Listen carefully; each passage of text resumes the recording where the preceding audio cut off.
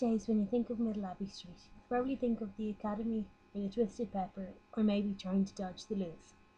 Although it is located just off O'Connell Street, the street itself never seemed to see the Celtic tiger. Many of its buildings have been disregarded and stripped of its former glory.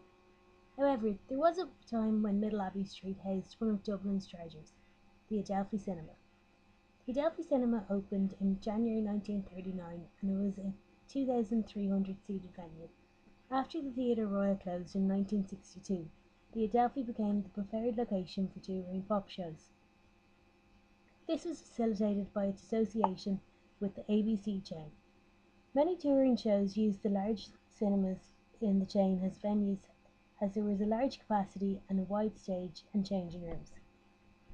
The first attempt of live music at the Adelphi was a crooner competition in August 1939, and following the success of this, there was a voice contest in December.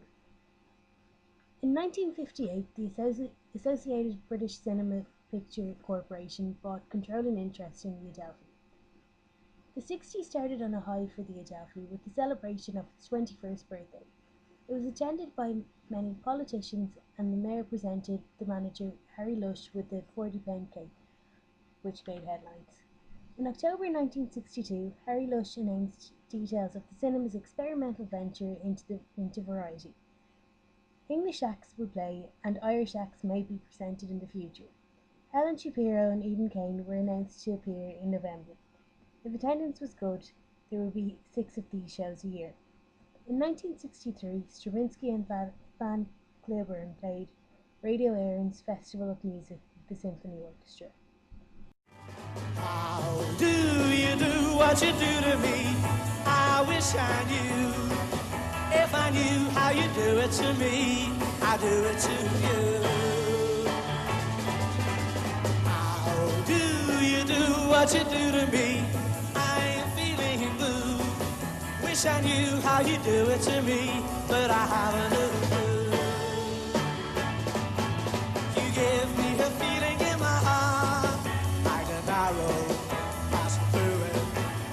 Suppose that you think you're very smart, but won't you tell me how do you do it? That was Jerry and the Pacemakers, who played the Adelphi with Cilla Black and others as a part of a package show. The majority of acts that played the Adelphi would play the Ritz in Belfast the previous or following night. The next concert held at the Adelphi is probably the most memorable, a concert in which Harry Lush said was the shiniest day of his career. November 7th brought the Beatles to the Adelphi. All you could hear was the opening chords of each tune. The screams were like a wall of sound. It was widely reported about the trouble outside the cinema. More than a dozen were arrested, cars were overturned and one set on fire, shop windows were broken and 3 people were taken to hospital. 200 guards were on duty. The Beatles, unaware of this trouble, were brought back to the Gresham in an Evening Herald van, and George Harrison went to Drumcondra with his mother to visit relations. Here is a clip of Beatles mania outside the Adelphi.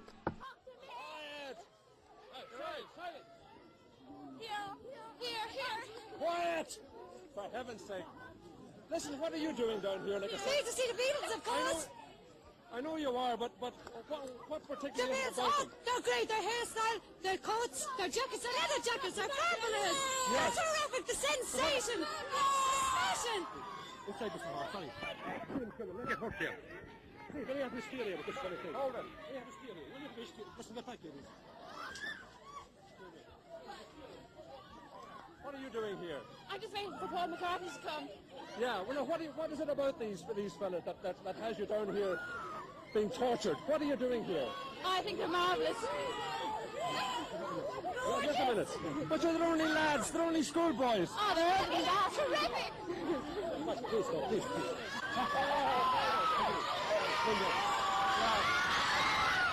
Now, what time did you take up your position here today? About 1:15. Yeah. And what is it about these fellas that brings you out at that hour of the day? Oh, no, they're just gorgeous. What? They're gorgeous. Well, now, be a bit more explicit. I mean, what is it? Is it the singing or the hair or what? The singing and the hair and the jackets. And is that all? No, everything. I don't know. It's really singing everything. Well, what about you? I like to really sing. The way they sing, what way do they sing? I've never heard them. They have a great deal to themselves. Like what, I mean? Give us a sort of an Like, do idea. you love me? Or, Like what? she loves you, what is it? She loves you. Yeah. She Yeah. loves you. Yeah, and you love them. Yes. You do. What about you, ladies? I just like them. You just like them. Yeah. You're not mad about them? No, I'm not mad about Well, you them. have no right to be here at all. Oh, then I like them, then I'm mad about them. And what about you? I don't like them. You do? Well, thank goodness for that. Well, what are you doing here? We're getting tickets for next week for Helen Shapiro. Oh. Very good. And that's it. Whatever it is. My sympathies are with the girl who's bookings for Helen Shapiro. And this is good night. And for all I know, it's goodbye. The Adelphi never really saw such scenes again. A band to rival Beatlemania were the Rolling Stones, who played on 2 separate occasions in 1965.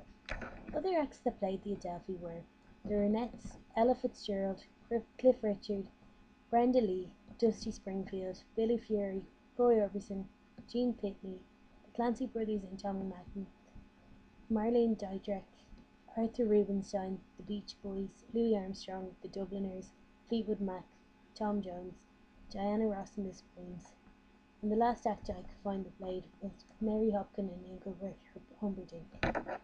In May 1966, Bob Dylan attracted a much more serious crowd than the Beatles and the Rolling Stones. Dylan had annoyed a lot of his early followers in America and in England by apparently selling out and going electric and having his music in the charts. In No Direction Home, a Bob Dylan documentary depicting his 1966 tour, it is very insightful, as the fans are interviewed leaving the London show are evidently annoyed, branding Dylan as a sellout and angry he had a backup band for the second half of the show. One fan even stating, "We paid to see Bob Dylan, not him in a band." Dylan had divided his concert into 2 parts, acoustic and electric. He played for an hour and a half, whereas shows such as the Beatles and the Stones were package shows and the main act played for half an hour. At Dylan's Dublin show, there were a few copycats from the London show who heckled at him Judas. A lot of the crowd actually shouted back at the hecklers to shut up. Here is a clip from Dylan's Dublin show.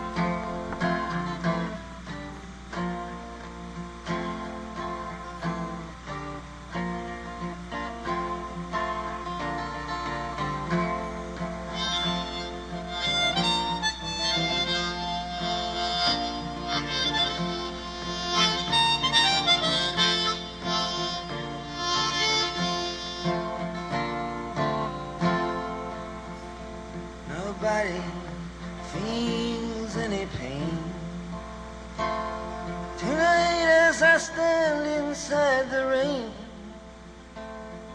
Everybody knows that baby's got new clothes, but lately I see her ribbons and her bows have fallen from her curls.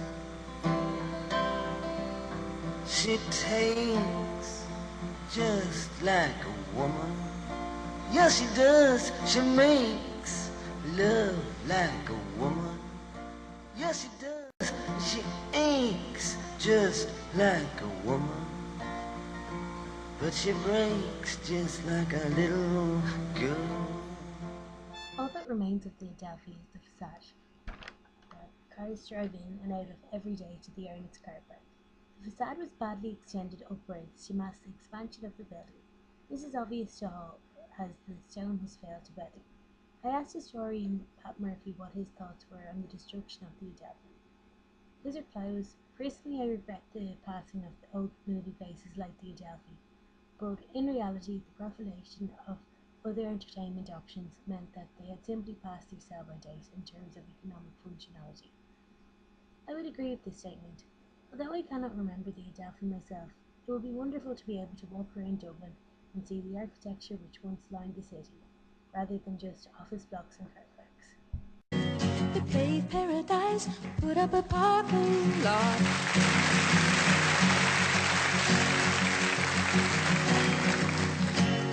With a pink hotel, a boutique and a swinging hot spot. Don't it always seem to go? You don't know what you've got till it's gone. They paved paradise, put up a parking lot. Now they took all the trees, put them in a tree museum. And they charged all the people $1.50 just to see 'em. I said, don't it always seem to go? You don't know what you've got till it's gone. They paved paradise, put up a parking lot.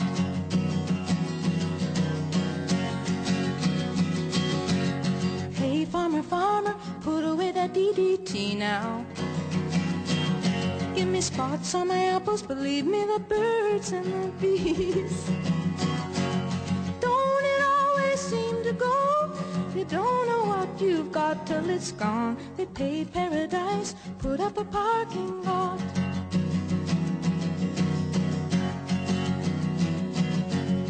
Late last night, I heard that screen door slam.